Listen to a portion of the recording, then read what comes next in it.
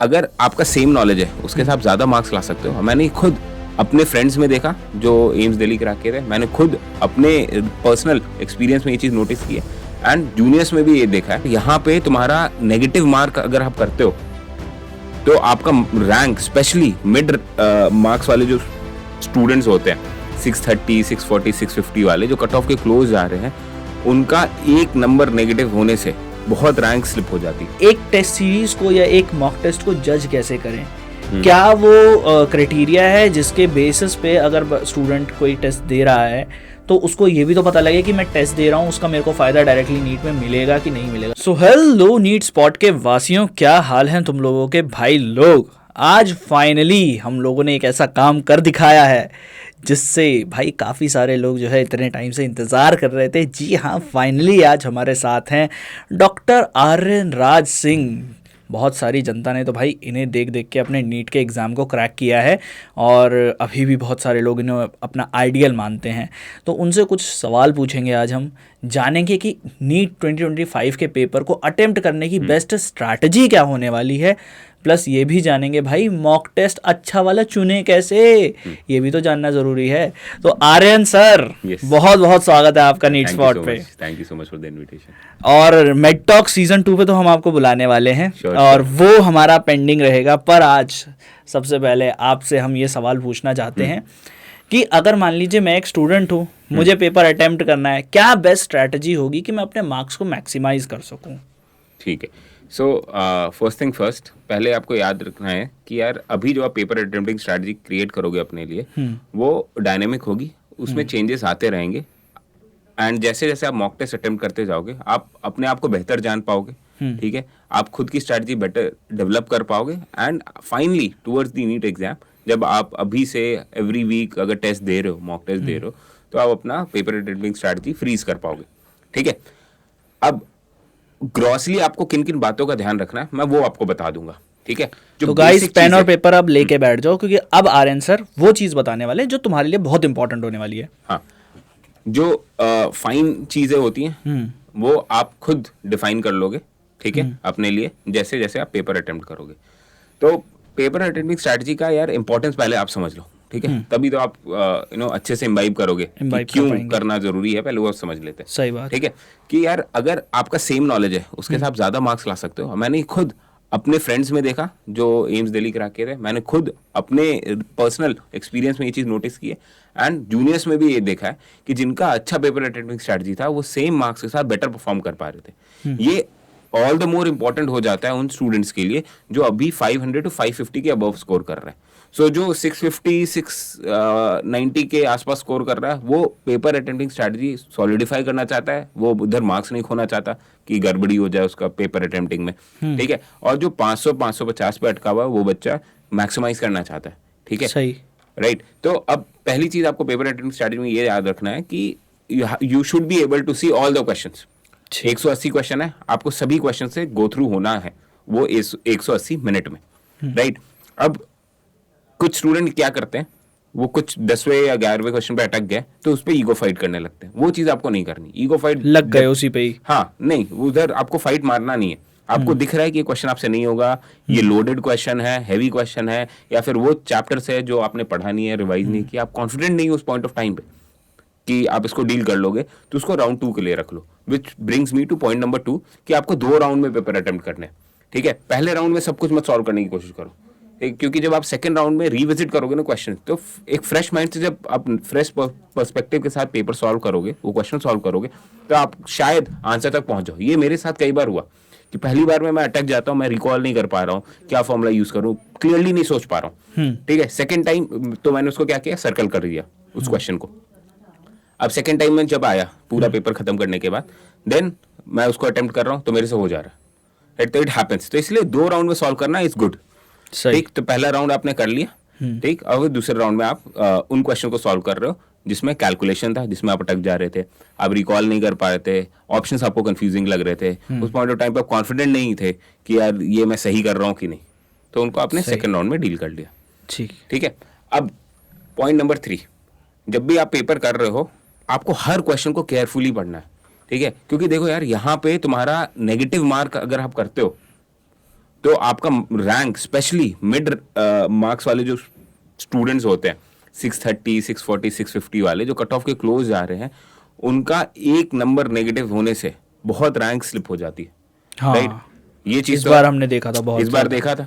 ठीक, कंपटीशन बढ़ रहा है, एक्यूरेसी का गेम हो गया, paper almost easy to moderate बन रहा है। ठीक है, तो आपने सारे क्वेश्चन देख लिए, 2 राउंड में कर लिए।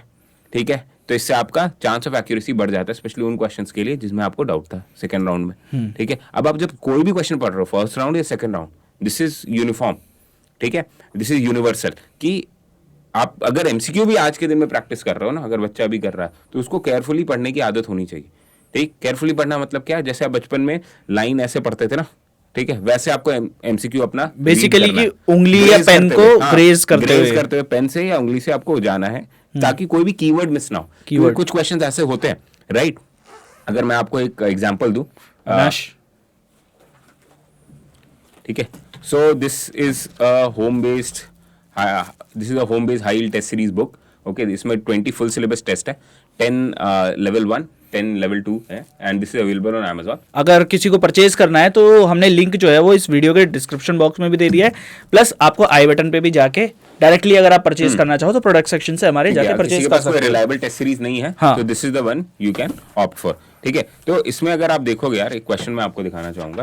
ठीक है, तो इसमें लिखा है which one of the following pair of nitrogenous base nucleic acid is wrongly matched with the category mentioned against it. ठीक है, अगर आपने ये रॉन्गली मैच्ड कीवर्ड डिटेक्ट नहीं किया होता, और डिटेक्ट क्यों किया, क्योंकि आप इसको ध्यान से पढ़ रहे थे। अगर आपने ये डिटेक्ट नहीं किया होता तो प्रॉब्लम क्या होती, मैं खाली इसको मैच्ड पढ़ लेता। हाँ, विच ऑफ द फॉलोइंग एक नेचुरल अजम्पशन बनता है कि करेक्टली मैच पूछा होगा, करेक्टली मैच, तो आप पहला ऑप्शन आपको करेक्टली मैच ही दिखेगा। इसमें रादर 3 ऑप्शन तो करेक्टली मैच दिए। ठीक है, तो आप क्या करोगे, आप गलत कर दोगे, पहले ही ओएमआर फटाफट फिल करोगे, आपको लगेगा तो इजी क्वेश्चन है भाई, फटाफट करके मैं आगे बढ़ता हूं, वही गड़बड़ हो गया, वहां पे आपका -4 था, वहां -1। हाँ, एग्जैक्टली। और जब आप आंसर की से मैच करोगे तो यू विल बी शॉक्ड कि यार ये क्या कर दिया मैंने, ये तो एकदम सिंपल सिली मिस्टेक्स थी, ये जो अवॉइड कर सकता था मैं। तो इसको अवॉइड करने के लिए आपको ग्रेज करने की अभी से आदत डालनी है अपने हर मॉक टेस्ट में। ठीक है, अब नेक्स्ट चीज क्या, अब आप कई स्टूडेंट को देखोगे कि उन्हें रिव्यू करने की बहुत आदत होती है। मैं इसी पेपर में बता दूं, ठीक है, मान लीजिए इन्होंने क्वेश्चन नंबर 12 कर लिया, ठीक, अब उसके बाद 12 में मान लीजिए कॉन्फिडेंट नहीं थे, अब ये नेक्स्ट पेज पे आए, ठीक है, क्वेश्चन नंबर 13 या 14, 15, अब बीच में ना आपके अंदर कीड़ा आता है कि यार 12th वाला फिर से मैं देख लूं, एक बार देख लूं, हाँ मैं शायद उसको बेटर कर लूं। ठीक है, और ये ऑल द मोर आपके साथ होगा जब आप फिजिकल केमिस्ट्री और फिजिक्स के वो क्वेश्चंस कर रहे होंगे जिसमें कैलकुलेशन इन्वॉल्व है, तो आपको लगेगा कि यार फिर से मैं कैलकुलेशन रिव्यू कर लूं क्या। अब ये सारी चीजें अगर आपको करनी है तो आपको राउंड 2 में करनी है। ये चीज जो आपका कीड़ा ना, इसको आपको साइड रखना है, दबा के रखना है। फर्स्ट राउंड में बार बार रिव्यू करोगे तो आप आगे बढ़ ही नहीं पाओगे, आप कभी भी रन टू द एंड वाली चीज कंप्लीट कर नहीं पाओगे, आपके आगे क्वेश्चन रह जाएंगे। और जो इजी क्वेश्चन थे, देखो सभी क्वेश्चन पे +4 -1 है, टफ वाले पे भी जिस पे आप ईगो फाइट करके अपना टाइम वेस्ट कर रहे हो, जिसके वजह से आप इजी क्वेश्चन कॉम्प्रोमाइज कर रहे हो, और इजी क्वेश्चन पे भी +4 है। मतलब ऐसा नहीं है कि क्वेश्चन अगर टफ वाला भी कैटर कर लिया तो 4 मार्क्स की जगह 6 मार्क्स मिलेंगे, नहीं मिलेंगे ना। आपको तो 4 ही मिल रहे हैं, तो बेटर है ना कि आप सबको इक्वल इंपॉर्टेंस दो, और कोई भी क्वेश्चन का ना आपको अफेक्ट नहीं होना है किसी भी क्वेश्चन से, राइट। कि अगर 12th क्वेश्चन आपसे गलत हो गया, ठीक है, 13th कर रहे हो तो आप सोच रहे हो यार 12th क्यों गलत हो गया, शिट मैंने क्यों नहीं अच्छे से पढ़ाई की या रिवाइज नहीं किया। ये सारा जो भी गिल्ट है, रिग्रेट है पढ़ाई करने का, पेपर अटेम्प्ट करते समय आपको साइड रखना है। आपको पेपर में फुल्ली फोकस्ड रहना है, 1 question at a time deal करना है, बिना इमोशन के साथ। कोई प्रीवियस इमोशन आपका नेक्स्ट क्वेश्चन के सॉल्विंग को अफेक्ट नहीं करना चाहिए, राइट। दिस इज इंपॉर्टेंट, वरना आप 2-3 क्वेश्चन अगर आपके बैक टू बैक गलत हो रहे हैं, आपको नहीं आ रहे, तो फिर तो आप डिप्रेस हो जाओगे, आप सोचोगे यार फिर सिलेक्शन नहीं हो पाएगा। और कई ड्रॉपर के साथ ऐसा होता है एक्चुअली, क्योंकि उनकी पास हिस्ट्री रही है कि वो अच्छा नहीं कर पाए पेपर में, या एंजाइटी वगैरह होने लगती है, एंजाइटी होने लगती है, और बच्चा परेशान हो जाता है पेपर में। ठीक है, अब ये सारी चीजें यार आप बाद में परेशान होना, रिजल्ट के बारे में बाद में सोचना कि सिलेक्शन होगा नहीं होगा। पेपर देते वक्त आपका सिर्फ एक कर्तव्य है कि पेपर ढंग से सॉल्व करना, 1 question at a time, without letting the emotion of previous question affecting your current question. ठीक है, तो ये चीज भी बहुत इंपॉर्टेंट है, apart from reading very carefully. अब आते हैं फिजिकल केमिस्ट्री और फिजिक्स पे। अब ये जो ऐसा सेगमेंट है ना यार, जहां से बच्चा डरता है, बायो का बच्चा, ठीक है, फिजिक्स और फिजिकल केमिस्ट्री जो है उसको थोड़ा डिस्टर्बिंग लगती है। अब अगर आप फिजिक्स में देखोगे तो बहुत कैलकुलेटिव क्वेश्चन आपको मिलने वाले हैं, ठीक, तो कैलकुलेशन आपको घिचपिच करके एकदम चीटी की तरह लिख के नहीं करना है हीरो बनने के लिए, कूल बनने के लिए कि मैंने तो बहुत ये करके कर दिया, वैसे नहीं करना है। आपको क्लियर कट सॉल्व करना है। एक सिंपल सा आपको एक बॉक्स क्रिएट करना है, ठीक है, एंड उस पर क्वेश्चन सॉल्व करना है। मैं बताऊं तो आप एक क्लियर कट बॉक्स डिफाइन करो, उस पर क्वेश्चन नंबर लिखो और उसमें सॉल्व करो, ठीक है। एंड अगर इनकेस आपको रिव्यू करने की जरूरत पड़े तो this will help you a lot, क्योंकि आपने बॉक्स बनाया है, क्लियर कट अपने स्टेप्स आपने क्लियरली लिखे। Clear cut in the sense नहीं कि फुल डिटेल में बोर्ड के आंसर की तरह लिख रहे हो, नहीं, आपने शॉर्टकट ही यूज किया पर सही राइटिंग के साथ, लेजिबल है, एटलीस्ट दोबारा देखो तो पता लग जाए कि क्या किया है, खुद ने क्या किया है। फिर से करना पड़ जाए तो उसमें आपका टाइम किल होगा, तो फिर आप रन टू द एंड नहीं कर पाओगे, समझ रहे हो? सही बात। तो सब कुछ एकदम लिंक हो जाता है आपका, ठीक है। अब ये हो गया कि आप क्लियर कट क्वेश्चन भी सॉल्व कर रहे हो, अच्छे से क्वेश्चन भी पढ़ रहे हो, ठीक, एंड वहां पे किसी भी क्वेश्चन पे अटक नहीं रहे हो, किसी भी क्वेश्चन का आप इमोशन कैरी आगे नहीं कर रहे हो, राइट। अब आता है importance of filling OMR। Now this is very important. वो स्टूडेंट जो ऑफलाइन फॉर्मेट में टेस्ट नहीं दे रहे हैं, they are at a big loss, वो समझ ही नहीं पाएंगे। कई स्टूडेंट सोचते हैं ऑनलाइन उनको सस्ता मिल रहा है टेस्ट, तो वो ऑनलाइन दे देते हैं, बट उससे क्या है, वो ये बात कभी नहीं समझ पाएंगे कि ऑनलाइन में तो आपको 1 क्वेश्चन एट अ टाइम दिख रहा है, आप उस पर टिक कर दे रहे हो और आपको OMR फिलिंग का टाइम भी नहीं है, ठीक है, वहां पे ज्यादा टाइम लग नहीं रहा, आप तुरंत टिक किया, आप आगे बढ़ गए नेक्स्ट क्वेश्चन पे। जब आप एक फुल सिलेबस टेस्ट देते हो ऑफलाइन फॉर्मेट में, राइट, आप जब फुल सिलेबस टेस्ट दोगे ऑफलाइन फॉर्मेट में, तो you are able to see all the question at one go. तो इससे ना आपको एक थोड़ा एंजाइटी और एप्रीहेंशन होता है आगे क्या क्वेश्चन है, आपको दिखेगा एक ना क्वेश्चन डायग्राम बेस्ड है, एक मैथ द कॉलम क्वेश्चन है, एक स्टेटमेंट वाइज क्वेश्चन है, राइट। तो एक ओवरव्यू मिलता है, तो माइंड आपका डिफरेंट तरीके से रन करता है, रादर देन आपको सिर्फ 1 क्वेश्चन एट अ टाइम दिख रहा है ऑनलाइन फॉर्मेट में, ठीक है। तो इस फॉर्मेट से आपको यूज टू होना पड़ेगा, ठीक है। ऑफलाइन देने का एक फायदा ये, दूसरा ऑफलाइन देने का फायदा ये कि आपके पास एक OMR शीट। OMR फिलिंग में टाइम लगता है। अगर आप रैंडमली भी इस OMR को बच्चे आप आज फिल करोगे ना, कुछ भी रैंडमली फिल कर दो 180 क्वेश्चन, आपको 10 से 12 मिनट लगेंगे। आप केयरफुली फिल कर रहे हो, वहां तो आप और एक्स्ट्रा केयरफुल हो जाते हो कि यार हर क्वेश्चन को ना अच्छे से बबल करना है, वो लीक होना नहीं चाहिए, स्पिल नहीं होना चाहिए, ठीक है। तो वो प्रैक्टिस अभी ही डालो, हर मॉक टेस्ट में डालो, एंड के लिए मत छोड़ो ये चीज, ठीक। तो अगर if you get this home based test series, इसमें OMR शीट्स हमने आपको दी है, इसी के अंदर ही है, हाँ इसमें ही है, ठीक है। तो ये थिक OMR शीट्स है, like your NEET exam, okay. And इसमें आपको प्रैक्टिस करना ही करना, आपको इसमें अपने डिटेल भी भरना है, रैंडमली रोल नंबर फिल करो, टेस्ट बुकलेट नंबर भरो, सब कुछ करो, ठीक है, जो भी आपका रिक्वायर्ड होता है नीट के एग्जाम में, so that you are fully prepared for the exam day, क्योंकि इसमें 15 मिनट जाएगा, so effectively you have 165 minute for 180 questions. आपका 180 क्वेश्चन आउट ऑफ 180 नहीं है, 1 मिनट पर 1 क्वेश्चन नहीं है, उससे कम है आपके पास, कम है, राइट। तो इट इज इंपॉर्टेंट कि आप OMR भी प्रैक्टिस करते चलो, ठीक। तो अभी आपने मेरे को ये सब चीज़ें बताई कि एक best paper attempting strategy for a student क्या हो सकती है। बाकी तो ये लोग खैर अपने आप खुद भी बनाने वाले हैं, क्योंकि हर स्टूडेंट अपनी स्ट्रैटेजी जो है खुद बनाने वाला है। बट एक चीज़ जो इसमें आपकी हेल्प की बहुत ज़्यादा ज़रूरत है कि एक टेस्ट सीरीज़ को या एक मॉक टेस्ट को जज कैसे करें। क्या वो क्राइटेरिया है जिसके बेसिस पे अगर स्टूडेंट कोई टेस्ट दे रहा है तो उसको ये भी तो पता लगे कि मैं टेस्ट दे रहा हूँ, उसका मेरे को फ़ायदा डायरेक्टली नीट में मिलेगा कि नहीं मिलेगा। क्योंकि कई बार ऐसा है कि कुछ टेस्ट हैं जिनको उसने अटेम्प्ट कर लिया, उसमें उससे मार्क्स आ गए 700+, पर फाइनल नीट एग्जाम में फिर वो लटक जाएगा बेचारा, क्योंकि उसमें 650 आ रहा है या फिर 640 आ रहा है। और कुछ टेस्ट सीरीज ऐसी हैं जिसमें 630 भी आ रहा है, बट वो फाइनल नीट एग्जाम में उसका लेवल इतना अच्छा था टेस्ट सीरीज का कि वो 690 आ रहा है। तो कैसे जज किया जाए एक टेस्ट सीरीज को और एक मॉक टेस्ट को? देखो यार, पहली चीज कि आपका जो टेस्ट है, जो भी सीरियस बच्चा है, आप देखोगे जो मेरे यहाँ एज अ जूनियर एम्स में ज्वाइन किया है या फिर टॉप 10 मेडिकल कॉलेजेस में ज्वाइन किया, जिनका मैंने पहले past 6 years of YouTubing interview किया है, जिनसे मैंने पर्सनली बात की, मैंने रियलाइज किया एटलीस्ट 2 टेस्ट सीरीज में स्टूडेंट्स इनरोल रहते हैं। एक जो उनके कोचिंग इंस्टीट्यूट का है, अगर वो नामी कोचिंग इंस्टीट्यूट है तो उनका अच्छा टेस्ट सीरीज चल रहा है, विच इज रिलायबल, उसमें कोई डाउट नहीं। पर उसके साथ एक अनबायस्ड टेस्ट सीरीज स्टूडेंट के पास होनी चाहिए, ठीक है। बिकॉज कई बार क्या होता है, उनके मॉड्यूल के हिसाब से क्वेश्चन बना दिए जाते हैं, तो स्टूडेंट इजीली सॉल्व कर लेते हैं, उसको एक पैटर्न दिखने लग जाता है क्वेश्चन सॉल्व करते हुए कि यार ये तो मेरे मॉड्यूल से पूछ रहे हैं, ये नोट से सवाल आ रहे हैं, तो वो वहां पे अच्छा कर लेगा। पर एनसीईआरटी जो एग्जाम का पेपर बनाएगी, ठीक है, एनटीए जो बनाएगी, वो तो यार अनबायस्ड रहेगा, किसी पर्टिकुलर कोचिंग मॉड्यूल के हिसाब से तो बनेगा नहीं। तो इसलिए आपको एक independent all India test series का इनरोलमेंट होना चाहिए आपके पास, ठीक है, जिसमें आप रेगुलरली पेपर दो एटलीस्ट वंस अ वीक, और बाद में जा करके डिपेंड करता है आपका प्रिपरेशन कैसा है, आप एवरी 3 days 4 days भी पेपर दे सकते हो, that depends on your comfort level और कितना टाइम आपके पास, ठीक। तो पहली चीज टेस्ट सीरीज अनबायस्ड होनी चाहिए, ऑल इंडिया लेवल की होनी चाहिए, ठीक है, थाउजेंड्स ऑफ स्टूडेंट्स एनरोल होने चाहिए, मतलब 5,000, 6,000, 7,000, 8,000, 10,000 स्टूडेंट ऐसे एनरोल होने चाहिए, सो दैट आपको आइडिया लग जाए आप कहाँ स्टैंड कर रहे हो ऑल इंडिया लेवल पे। अपनी टेस्ट सीरीज तो आप दे रहे हो अगर कोई बड़ी कोचिंग इंस्टीट्यूट में एनरोल्ड हो, बाकी ये भी है, ठीक है, अनबायस्ड टेस्ट सीरीज का।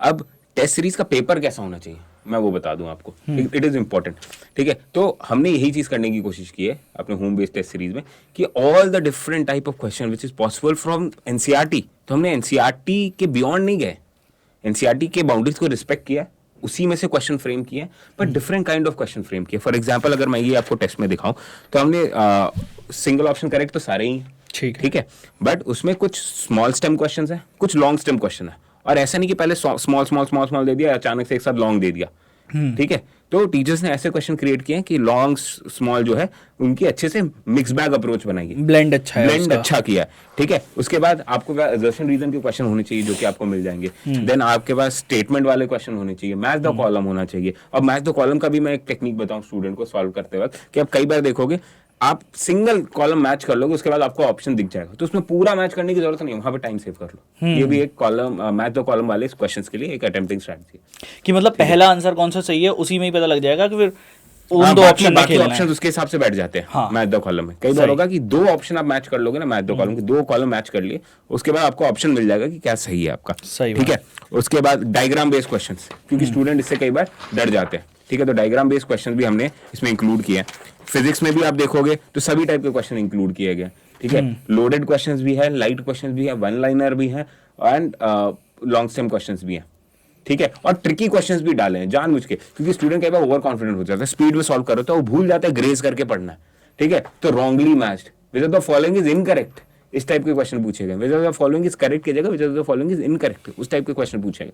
उससे क्या होता है स्टूडेंट को माइंड इंगेज रहता है क्वेश्चन में, वो कोई भी क्वेश्चन लाइटली नहीं ले सकता है, हल्के मिलेगा तो उसको नेगेटिव हो जाएगा, और उसको शॉक मिलेगा जब वो आंसर की से मैच कर रहा होगा, ठीक है। तो इसी में आंसर की भी दी हुई है, हाँ आंसर की आपको मिल जाएगी, और इसमें लेवल 1 लिखा है। यहाँ पे एक अच्छी चीज ये की कि ऑडियो और video solution through Telegram bot भी दिया, ताकि स्टूडेंट को किसी भी डाउट सेंटर पे जाके लाइन में लगने की अपना टाइम वेस्ट करने की जरूरत नहीं है। मतलब मेरे पास ये पेपर है, हाँ, और इस पेपर को मैंने सॉल्व कर लिया, हाँ, आंसर की आपने मुझे दे रखी है, ओएमआर शीट आपने मुझे दे रखी है, हाँ, पर मान लो मुझे एक क्वेश्चन नहीं आ रहा, ठीक है, कि which of the following particle is unstable करके मेरा एक क्वेश्चन है, वो मुझे नहीं आ रहा, तो नहीं समझ, वीडियो बॉट है, तो मेरे पास ऑडियो वीडियो सोल्यूशन भी है, सही है। और इसमें हमने 2 लेवल के टेस्ट भी इंक्लूड किए हैं, ताकि 2 कैटेगरी के स्टूडेंट्स को डील कर सके। वो जो कॉन्फिडेंस बिल्ड कर रहे हैं वो लेवल 1 का पेपर दे देंगे, कॉन्फिडेंस बिल्ड कर चुके हैं और तुमको थोड़ा उनको चैलेंजिंग क्वेश्चंस चाहिए, या फिर वो स्टूडेंट जो लेवल 1 लगा लिए फिर लेवल 2 पे जा सकते हैं जब उनका कॉन्फिडेंस बिल्ड हो गया है, तो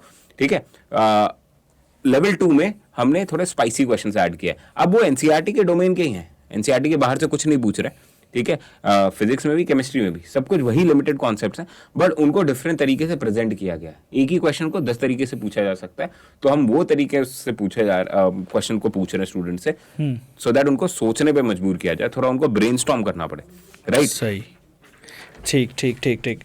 तो ये हाई यील्ड टेस्ट सीरीज़ है भाई, इसका लिंक जो है वो डिस्क्रिप्शन बॉक्स में दिया हुआ है, वहाँ से जाके तुम लोग परचेज कर सकते हो, नहीं तो आपका जो प्रोडक्ट लिंक है, प्रोडक्ट लिंक पे क्लिक करो, वहाँ से जाके आप परचेज कर सकते हो। फाइनल कुछ क्वेश्चंस मैं आपसे पूछना चाहूँगा डॉक्टर आर्यन, कि बच्चे जो हैं ये भी पूछ रहे हैं कि अब थोड़ा बहुत जो बैकलॉग बच गया है और थोड़ी थोड़ी चीज़ें जो रह गई हैं, अब उसको कैसे क्लियर किया जाए, और कैसे अब अपने आप को 3 तरीके के बच्चे हैं यहाँ पर, मैं आपसे चाहूँगा तीनों तरीके के बच्चों के लिए क्या क्या सजेशंस है आपके।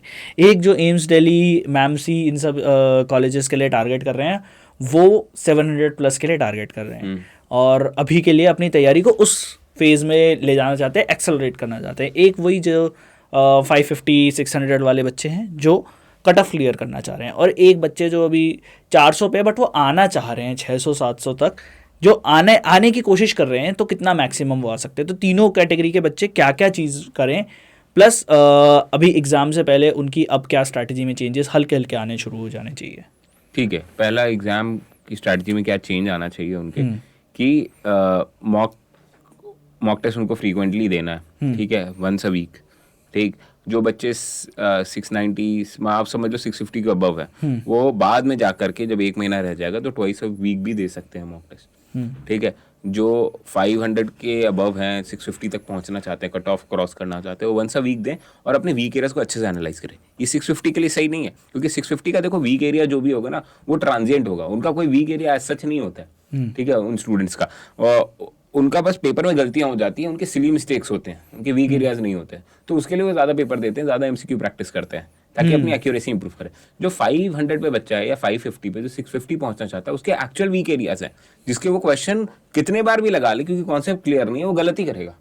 तो उनको अपना डाउट सॉल्व करना जरूरी है। वैसे बच्चों को उनको फोकस करना, अपने वीक एरियाज आइडेंटिफाई करना है, ठीक है, डाउट सॉल्व करना है, एंड डाउट सॉल्व करने के बाद फिर से क्वेश्चन लगाना है टेस्ट करने के लिए कि डाउट क्लियर हुआ है कि नहीं, वो क्वेश्चन अब लगा पा रहा है कि नहीं लगा पा रहा है। फॉर एग्जांपल उसने पेपर दिया, मानो लेवल 1 का 500 वाला बच्चा लेवल 1 का पेपर दिया, उसके कुछ आ रहे हैं 550 मार्क्स, उसके केमिस्ट्री में इनऑर्गेनिक में गलतियां हो रही है, तो मतलब उसने उसके कॉन्सेप्ट नहीं समझे या फिर उसे याद नहीं है चीज़ें, ठीक है, तो उसको रिवाइज करना है, ठीक है। और नेक्स्ट फुल सिलेबस टेस्ट जब देगा, मान लो पेपर नंबर 2 देता है लेवल 1 का, ठीक है, इस बुक के, तो वो गेज कर पाएगा कि उस चैप्टर से जो सवाल अब आए क्या वो कर पा रहा है कि नहीं, तो उसमें कुछ इंप्रूवमेंट आई है कि नहीं। ठीक। साथ ही साथ ये बच्चे अपने एमसीक्यूज पे वर्क करें, ठीक है, एमसीक्यू सॉल्विंग पे फोकस करें। जिस टॉपिक में उनकी गलतियां ज़्यादा हो रही हैं टेस्ट में, उस पर उनको ढेर सारे क्वेश्चन सॉल्व करने। फॉर एग्जांपल मेरा इक्विलिब्रियम खराब चल रहा था, ठीक है, मेरा केमिकल काइनेटिक्स स्ट्रांग नहीं था, तो उसके मैंने 700-800 क्वेश्चन लगाए थे। तो एक सोर्स पकड़े, ठीक है, वो टारगेट बैच हो सकता है, ठीक है, क्वेश्चन बैंक, या फिर कोई भी मॉड्यूल है इनके पास, या फिर कोई भी रिलायबल बुक है, ठीक है, जिससे वो बिलीव करते हैं कि यार इसमें सही सोल्यूशन दे रखे हैं, गलत नहीं दे रखा है, उससे वो ढेर सारे क्वेश्चन उस पर्टिकुलर चैप्टर के सॉल्व करें और अपना परफॉर्मेंस फिर असेस करें नेक्स्ट टेस्ट जब भी देंगे कि उस चैप्टर के क्वेश्चन इस बार सही कर पाए कि नहीं कर पाए, ठीक है। तो सबसे ज़्यादा एफर्ट तो इनको ही डालना चाहिए, 500 प्लस वाले स्टूडेंट को, क्योंकि वो 650 तक पहुंच सकते हैं, राइट।